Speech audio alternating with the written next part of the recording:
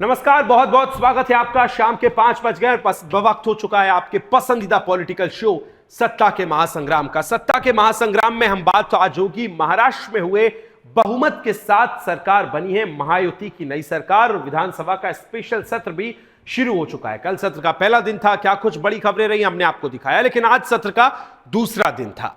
पहले दिन 173 विधायकों ने शपथ ली। इसी दौरान एमबीए के नेताओं ने ईवीएम के नाम पर विरोध करते हुए सदन से वॉकआउट कर दिया और शपथ भी नहीं ली। आज सत्र के दूसरे दिन विपक्ष के विधायकों ने शपथ ली। कांग्रेस के नाना पटोले, विजय वडेट्टीवार और अमित देशमुख के साथ एनसीपी एसपी के नेता जितेंद्र आव्हाड ने, शिवसेना यूवीटी के आदित्य ठाकरे ने सदन की कार्यवाही दोबारा शुरू होते ही शपथ ली। अब बाकी बचे 9 विधायकों ने सोमवार को शपथ लेने की बात यानी कल की कही है। इसके अलावा आपको बता दें कि विधानसभा स्पीकर के लिए राहुल नार्वेकर के नाम में आज उन्होंने नामांकन अपना भर दिया है। कोलावा सीट से विधायक नार्वेकर का निर्विरोध चुना जाना तय है, क्योंकि किसी और उम्मीदवार ने नामांकन दाखिल नहीं किया है। यह बड़ी खबर आपको बता रहे हैं। जहां आज आपने देखा कि विधानसभा में जो बाकी बचे विधायक थे महायुति या महाविकास अघाड़ी की हम बात करें, कल जिनकी शपथ नहीं हो पाई थी, आज उन तमाम विधायकों ने शपथ ले ली।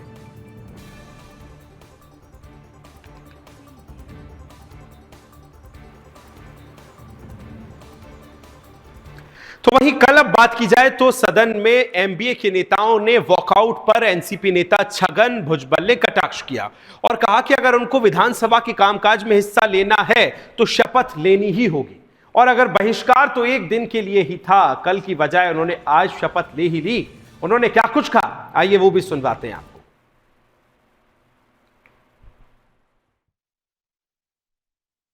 अरे अगर उनको जो है विधानसभा में कामकाज में जो अगर हिस्सा लेना है तो शपथ लेनी होगी। तो कल के दिन के लिए ठीक था, मगर वो जो है तो बस अभी आज भी देखो ना, सारे मीडिया में वही जो है ये जो है इन्होंने बहिष्कार किया। वो बहिष्कार तो एक दिन के लिए था, 2 दिन ऐसे भी जो है शपथ ग्रहण का जो है कामकाज होता है। कल के बजाय जो है उन्होंने। अब वहीं एमबीए की अगर बात की जाए तो एमबीए के विधायकों के शपथ लेने पर आदित्य ठाकरे ने कहा कि कल हमने जो है वो कहा था कि हम शपथ नहीं लेंगे। एक दिन के लिए जो आंदोलन था वो हमने किया, लेकिन विधायक बनकर जो हमारे काम है उसे भी हम करेंगे। और क्या कुछ उन्होंने कहा है, किस तरह से ईवीएम पर निशाना साधा है, वो भी आपको सुनवाते हैं। दफ्तर से चलता है, उनकी आवाज सबसे महत्वपूर्ण है, ना कि जनता की। जनता की मांग सिर्फ यही है कि वहां मॉक पोल किया जाए बैलेट पेपर से। मॉक पोल से कुछ बदलने वाला नहीं है, ना सरकार के जो नतीजे या ईवीएम ने दिया हुआ मैंडेट है वो बदलने वाला है, ना सीईसी ने दिया हुआ मैंडेट बदलने वाला है। लेकिन ये तो पता चलेगा कि सत्य क्या है। ये देश सत्यमेव जयते पे चलता है, सत्तामेव जयते पे नहीं। सत्तामेव जयते पे चीफ इलेक्शन कमिश्नर चल रहे हैं। कल हमने कहा था कि कल हम शपथ नहीं लेंगे। एक दिन के लिए हमने जो आंदोलन करना था वो तो किया है, लेकिन आमदार बनके, विधायक बनके आगे का जो काम होता है वो हाउस के अंदर और हाउस के बाहर, भीतर और बाहर, ये दोनों हम करेंगे। अब बात होगी, महाराष्ट्र का चुनाव हुए 15 दिन बीत चुके हैं, लेकिन विपक्ष चुनावी हार के दर्द को भुला नहीं पा रहा है। ऐसा हम क्यों कह रहे हैं वो भी आपको दिखाएंगे, क्योंकि विपक्ष के हर नेता अपनी हार का ठीकरा जो है ईवीएम पर फोड़ रहे हैं और हार के लिए खुद की बजाय जनता और मौजूदा सरकार को निशाने पर ले रहे हैं। सोलापुर में ईवीएम विरोधी कार्यक्रम किए जा रहे हैं। उसी कार्यक्रम में शरद पवार शामिल होते हैं और वहां ईवीएम पर सवाल उठाते हुए कहते हैं कि महाराष्ट्र के चुनावी रिजल्ट से जनता खुश नहीं है। उन्होंने बयान पर प्रतिक्रिया देते हुए उप मुख्यमंत्री एकनाथ शिंदे ने पलटवार किया और उन्होंने कहा कि चुनाव हारने के बाद ईवीएम पर आरोप लगाना गलत बात है। काम के आधार पर महायुति की जीत हुई है और जनादेश का विपक्ष को सम्मान करना चाहिए। इसके अलावा क्या कुछ कहा, क्या बयानबाजी हो रही है, आइए सुनवाते हैं।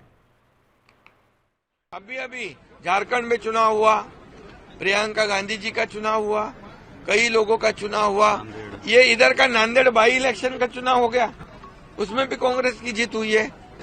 तो ये सब जब उनकी जीत होती है तो ये ईवीएम अच्छी है, उनकी जीत होती है, उनके बाजू से निकाल होता है तो इलेक्शन कमीशन के निर्णय अच्छे होते हैं, उनके बाजू से अगर फैसला होता है तो सुप्रीम कोर्ट अच्छा होता है। अगर सही फैसला सुनाने के बाद तुरंत वो एजेंसी, वो यंत्रणा गलत हो जाती है, गलत उसको साबित किया जाता है। ये पिछले कई सालों से शुरू है, इसको भी बंद करना चाहिए रोना धोना। ये जो आज मैं कहूंगा कि लोकसभा में हमें महायुति के 2,48,12,000 वोट मिले और 43.55% वोट मिले और महाविकास आघाड़ी को 50 लाख मिले 43.71 मीन्स पॉइंट का फर्क है, कुछ पॉइंट का फर्क है, लेकिन हमें जगह मिली 17 और उनको मिली 31। तब हम क्या कहेंगे? तभी ईवीएम का घोटाला नहीं कहा उन्होंने। तो शिंदे साहब आरोप लगा रहे हैं, कह रहे हैं कि शरद पवार को हार स्वीकार करनी चाहिए, जनता ने जनमत सुनाया है, उसका जो है सम्मान करना चाहिए। प्रियंका गांधी जीतती है तो ईवीएम नहीं दिखती है, लेकिन महाराष्ट्र में जब एनसीपी, एसपी और शिंदे की अगर बात की जाए तो वो कह रहे हैं कि अब यहां हार हुई है तो आपको स्वीकारना होगा। इसी बीच बीजेपी प्रदेश अध्यक्ष चंद्रशेखर बावनकुले ने भी शरद पवार के साथ ईवीएम पर सवाल उठाने वालों को करारा जवाब दे दिया है। उन्होंने कहा कि शरद पवार को हार पच नहीं रही है और अपनी साख बचाने के लिए वो दौड़ भाग कर रहे हैं। उन्होंने क्या कुछ कहा, आइए वो भी सुनवाते हैं। तो ये सारा खेल जो खेला जा रहा है, ये आने वाले जो लोकल पंचायत के चुनाव है, कारपोरेशन के, महानगर पालिका के और पंचायत के, उस चुनाव को अपनी साख बचाने के लिए पवार साहब दौड़ भाग कर रहे हैं। उनको मालूम है कि जिस प्रकार से नकारा गया शरद पवार जी को और महाविकास आघाड़ी को, आने वाले चुनाव में महाविकास आघाड़ी परास्त होने वाली है, जमानत भी नहीं बचेगी, ऐसा होने वाला है, इसलिए दौड़ भाग कर रहे हैं। देखिए, एक डेमोक्रेटिक प्रोसेस होता है, वहाँ जो जीता वही सिकंदर, और वो जीत जनता की जीत है। वो जनता को ना सिर्फ एक प्लेज लेना पड़ता है, लेकिन एक कन्विक्शन के साथ काम करना है महाराष्ट्र के हित में। मुझे लगता है कि कोई भी सोच विचार के ऊपर है, ये एक जो प्रजातंत्र की खूबी है। तो आपने देखा कि किस तरह से ईवीएम जो है चुनाव के बाद एक बार फिर सियासत का केंद्र बन गई है। इसी को लेकर महाराष्ट्र में सियासत चल रही है, लेकिन सदन का दूसरा दिन आज था। क्या कुछ सदन में हुआ, जानेंगे। सीधा मुंबई आपको लिए चलेंगे, वहां से मेरी सहयोगी मनीषा जोशी मुझे ज्वाइन कर रही है और मेरे साथ वरिष्ठ पत्रकार, राजनीतिक विश्लेषक भी हैं, निरंजन परियार साहब जुड़ रहे हैं। निरंजन जी, चर्चा की शुरुआत आपके साथ करूंगा। भाई, ईवीएम अगर आप देखेंगे, प्रियंका गांधी जीतती है तो जनता का जनाधार मिला है, और महाराष्ट्र में अगर महायुति जीती है तो ईवीएम पर ठीकरा कल आदित्य ठाकरे फोड़ रहे थे और आज शरद पवार फोड़ते नजर आ रहे हैं। कैसे देखते हैं आप? नहीं, देखिए, ईवीएम ने महाराष्ट्र में जो हल्ला मचा रखा है, पूरे देश में मकरवाड़ी जो गांव है उसका नाम लेकर जिस तरह से बात की जा रही है, मेरा ऐसा मानना है कि खराबी कहीं न कहीं राजनीतिक दलों पर ईवीएम पर आरोप लगाने वालों की नीयत में है। मुझे लगता है कि आपने बिल्कुल सही कहा कि जब प्रियंका गांधी वायनाड में जीत जाती है तो वहां ईवीएम खराब नहीं है, लेकिन महाराष्ट्र में अगर कांग्रेस हार जाती है तो ईवीएम खराब है। मेरा ऐसा मानना है कि जिस कांग्रेस को ईवीएम में खराबी नजर आती है, वो भूल जाती है कि ये वही वोटिंग वाली मशीन है जो उनकी सरकार ने शुरू की थी। कांग्रेस के शासनकाल में पहली बार मतदान जब कराया था, उसके पहले मतदान कैसे होता था, ये किसी से छिपा नहीं है। और जो बूथ कैप्चरिंग होती थी या वोट थोक के भाव जो फर्जी वोट डाले जाते थे, वो ईवीएम की वजह से बंद हो गए। तो मुझे लगता है कि वो प्रक्रिया ज्यादा मुश्किल थी, ये प्रक्रिया ज्यादा आसान है। तब वोटिंग की गिनती में भी एक एक लोकसभा क्षेत्र में 3-3 दिन लगते थे। मुझे अच्छी तरह याद है कि बूटा सिंह जालोर सिरोही से जब चुनाव लड़ रहे थे, उनकी वोटिंग की गिनती 3 दिन तक चलती रही। अब ये 3 घंटे में सारा काम हो जाता है। तो कहीं न कहीं जीवन में समय सबसे महत्वपूर्ण समय बचता है इससे। और आरोप तो किसी पर भी लगा दीजिए, लेकिन जो खून खराबा हमने मतदान में देखा, पश्चिम बंगाल में कितनी मौतें हुई, कितने लोग मारे गए, कितने हमले हुए, वो भले ईवीएम थी तो भी हुए। तो आप ईवीएम को दोष देंगे या खुद के आचरण को दोष देंगे? मुझे लगता है कि कांग्रेस को इस पे सोचने की और विचार करने की जरूरत जो है वो कांग्रेस को है। मनीषा, आपके पास आ रहा हूं।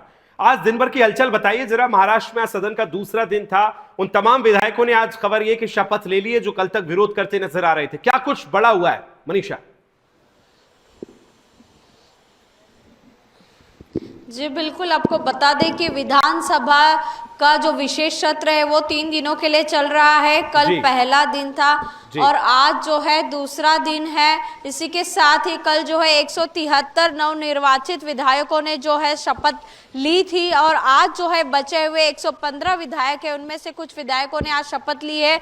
जो बचे हुए विधायक है वो सोमवार को जो है शपथ लेंगे। इसके साथ ही स्पीकर चुनाव के बारे में आपको बोले तो भाजपा की ओर से राहुल नार्वेकर जी का नाम जो है पहले से ही तय था और इसके साथ ही आज जो है एमवीए के जो विधायक है उनका भी जो है समर्थन जो है राहुल नार्वेकर को मिल चुका है।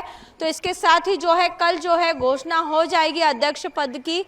और इसके साथ ही आपको बता दें कि आज जो है एमवीए के नेता जो है महायुति के नेताओं पर निशाना साधते हुए नजर आए। इसके साथ ही यूबीटी शिवसेना के जो विधायक है आदित्य ठाकरे, उन्होंने कहा कि हमारा जो हिंदुत्व है वो मुंह में राम और हाथ में काम देने वाला हिंदुत्व है। इसके साथ ही आपको बात करें नाना पटोले कांग्रेस के जो वरिष्ठ नेता हैं, उन्होंने कहा कि पाकिस्तान में भी लोकतंत्र जो है खतरे में और वही हालत जो है भारत में हो चुकी है। अब भारत में भी जो है लोकतंत्र खतरे में है और हम उसे लोकतंत्र को जो है बचाने की कोशिश किए जा रहे हैं। ईवीएम को लेकर हम जो है रोज आंदोलन कर रहे हैं, रोज जो है विरोध प्रदर्शन कर रहे हैं। जी इसके चलिए, साथ ही बिल्कुल। तो आपको ईवीएम बता को लेकर दें कि आला की स्थिति महाराष्ट्र जो के है 16 इसको लेकर चुनाव जो मुख्य चुनाव आयुक्त हैं उनको फिर शायरी सुनानी पड़ती है कि दोष अपने आप में है और आप आरोप जो है वो ईवीएम पर लगाते हैं। लेकिन निरंजन साहब, सवाल तो अब ये है कि नार्वेकर साहब तो मुझे लगता है निर्विरोध वो बन जाएंगे उसके अध्यक्ष, और क्योंकि दूसरी तरफ कोई खड़ा नहीं है। लेकिन अब सवाल सबसे बड़ा ये मंत्रिमंडल को लेकर क्या समीकरण बिठाए जाएंगे। शिवसेना, एनसीपी की हम बात करें या बीजेपी की बात करें, क्या कुछ फॉर्मूले होंगे, कितने किसको पोर्टफोलियो जो है वो दिए जाएंगे, किस तरह से देखते हैं आप?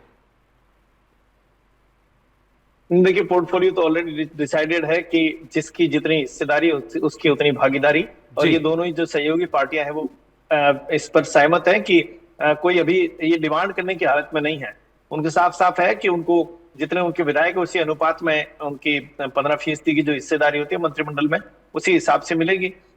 एकाध मंत्री कोई सद्भावनावश या कोई अतिरिक्त प्रेमवश किसी को मिल जाए तो अलग चीज है। नहीं, मेरा ऐसा मानना है कि कांग्रेस बौखलाहट में या हार के इस सदमे से उबरने के लिए अपने कार्यकर्ताओं को बूस्टअप देने के लिए जरूर ईवीएम को दोष दे रही है, परंतु ये पूरा मामला जो है वो महाराष्ट्र की बीजेपी और इन साथी दलों की भारी भरकम जीत को एक रॉन्ग बॉक्स में खड़ा करने की कोशिश है। मेरा ऐसा मानना है कि कांग्रेस अपने इस ईवीएम के मुद्दे को बहुत लंबा नहीं चला पाएगी, क्योंकि ये उन्हीं की देन है इस देश में ईवीएम, और कांग्रेस की सबसे बड़ी कमजोरी है कि वो किसी एक मुद्दे पर टिकी नहीं रहती। इस देश में किसी मुद्दे को मुकाम पर पहुंचाने के लिए बहुत लंबा संघर्ष करना पड़ता है, लंबे आंदोलन चलाने पड़ते हैं। लेकिन कांग्रेस ने मतलब बीजेपी की चाल बता, हरियाणा में आप हारते हैं तब तो कुछ ईवीएम, और आप झारखंड में जीत जाते हैं तो आपको कोई दिक्कत नहीं है। तो ये सारी चीजें हैं, लेकिन महाराष्ट्र की राजनीति ने इस देश को एक बार फिर विशेष रूप से ध्यान आकर्षित करने का केंद्र बना रखा है कि बीजेपी इतने बड़े बहुमत के साथ सत्ता में आई है। वो निश्चित रूप से बीजेपी के लिए तो अच्छी बात है, लेकिन दूसरे दलों को भी आत्मालोचन करने का समय है उनको, कि उनको अपने गिरेबान में झांक कर देखना चाहिए कि उनकी गलतियां कहाँ हुई। जी चलिए, बिल्कुल। हालांकि आरोप प्रत्यारोप के दौर चल रहे हैं, लेकिन मंत्रालय को लेकर बड़ा थोड़ा सस्पेंस है। वक्त एक छोटे से ब्रेक के बाद आएंगे तो जानेंगे किस तरह से और मंत्रालय को लेकर महाराष्ट्र की सियासत में क्या कुछ चल रहा है। बात हो रही है महाराष्ट्र विधानसभा में नेता विपक्ष को लेकर भी अब एक तरफ संशय बना हुआ है, क्योंकि नेता विपक्ष का यह दावा करने के लिए पार्टी के पास 10% सीटें होना जरूरी है। 288 सीटों वाली महाराष्ट्र विधानसभा में इस पद पर दावा करने के लिए 29 सीटों की जरूरत है, जो किसी भी विपक्षी पार्टी के पास नहीं है। ऐसे में विधानसभा में कोई मुख्य विपक्षी दल और उसका नेता नहीं होगा। इसी को लेकर सस्पेंस बरकरार है, और देखिए ग्राफिक्स भी हम आपको दिखा रहे हैं कि क्यों। हालांकि ये सस्पेंस, ये जो संशय है वो बना हुआ है। 288 सीटों वाली विधानसभा में इस पद पर दावा करने के लिए 29 सीटों की जरूरत है, जो कि किसी विपक्षी पार्टी के पास नहीं है। अब ऐसे में विधानसभा में कोई मुख्य विपक्षी दल और उसका नेता नहीं होगा। ये ग्राफिक्स में आपने समझा। एक बार फिर चलेंगे निरंजन जी, किस तरह से देखते हैं नेता विपक्ष को लेकर ये जो समीकरण है वो तो किसी के पास नहीं है, तो फिर क्या होगा विपक्ष के रूप में? कि मुझे नहीं लगता कि महाराष्ट्र में विपक्ष नेता कोई बन पाएगा, क्योंकि उनके पास संख्या बल ही नहीं है। गुजरात में भी संख्या बल नहीं था तो नेता विपक्ष का कोई पद किसी को दिया नहीं गया था, लेकिन गुजरात में बाद में उनको कांग्रेस को नेता प्रतिपक्ष 19-17 सीटें बची थी उनकी, और 188 में से 217 सिर्फ 17 सीटें तो आंकड़ा भी नहीं बैठता है, उनमें 17 में से भी 4 और छोड़ के चले गए। तो बाद में फिर भी वहां पर नेता प्रतिपक्ष का पद दे दिया गया है उनको। मुझे लगता है कि वो मोदी जी की विशेष मेहरबानी होगी किसी पर कि आप कांग्रेस के प्रतिपक्ष नेता बन जाइए और उसके बाद में आपके भी कुछ लोग हमारे साथ में आ जाएंगे, ये हो सकता है। लेकिन महाराष्ट्र में मुझे नहीं लगता कि फिलहाल तो किसी को नेता प्रतिपक्ष का पद मिल पाए, क्योंकि ठीक है, बिल्कुल। मनीषा से जानते हैं, मनीषा, ग्राउंड पे क्या स्थिति है, विपक्ष के नेता किस तरह के बयान दे रहे हैं और क्या अब चल रहा है विपक्ष में अभी आज दूसरे दिन सदन के? जी बिल्कुल, आपको बता दें कि सदन के जो दूसरे दिन है वो महाराष्ट्र के लातूर का जो वक्फ बोर्ड का मुद्दा है वो आज जो है पूरे दिन से है, जो है सुबह से ही गरमाया हुआ है। इसके साथ ही जो है नेताओं की ओर से जो लगातार प्रतिक्रियाएं आ रही है वक्फ बोर्ड को लेकर। एमवीए के नेताओं का कहना है, जैसे कि नाना पटोले की अगर आपको बात करें तो नाना पटोले का कहना है वक्फ बोर्ड पर कि अगर लातूर के जो किसान हैं उनके पास 7/12 का अगर पेपर होगा तो वक्फ बोर्ड कुछ नहीं कर सकती। जी बिल्कुल, तो देखना होगा हालांकि क्या होगा नेता विपक्ष की भूमिका, क्योंकि आंकड़े जो हैं वो तो ये नहीं बताते हैं कि किसी भी रूप से नेता विपक्ष कोई लीडर ऑफ ऑपोजिशन जो है वो बन पाएगा। निरंजन जी, आपका, मनीषा, दोनों का बहुत बहुत धन्यवाद मेरे साथ चर्चा में जुड़ने के लिए। आज सत्ता के महासंग्राम में फिलहाल इतना ही। सदन के दूसरे दिन क्या कुछ हुआ सब कुछ आपको दिखाया। कल फिर हाजिर होंगे ठीक 5 बजे। तब तक के लिए मुझे और मेरी पूरी टीम को दीजिए इजाजत। नमस्कार।